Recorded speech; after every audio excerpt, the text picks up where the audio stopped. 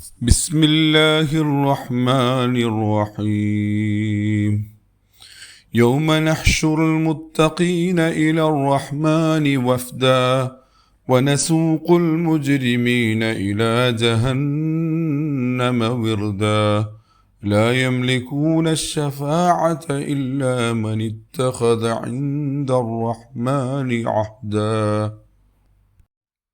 പരമകാരുണികനും കരുണാവാരിധിയുമായ അള്ളാഹുവിൻ്റെ നാമത്തിൽ. സൂക്ഷ്മത പാലിച്ചവരെ പരമകാരുണികനായ അള്ളാഹുവിൻ്റെ അടുത്ത് ഒരുമിച്ച് കൂട്ടുന്ന ദിനം. അന്ന് ദാഹാർത്തരായ കുറ്റവാളികളെ നരകത്തീയിലേക്ക് നാം തെളിച്ചു കൊണ്ടുപോകും. അന്ന് ആർക്കും ശിപാർശാധികാരമില്ല, പരമകാരുണികനായ അള്ളാഹുവുമായി കരാറുണ്ടാക്കിയവർക്കൊഴികെ. സൂറത്ത് മറിയം 85 മുതൽ 87 വരെയുള്ള ആയത്തുകൾ.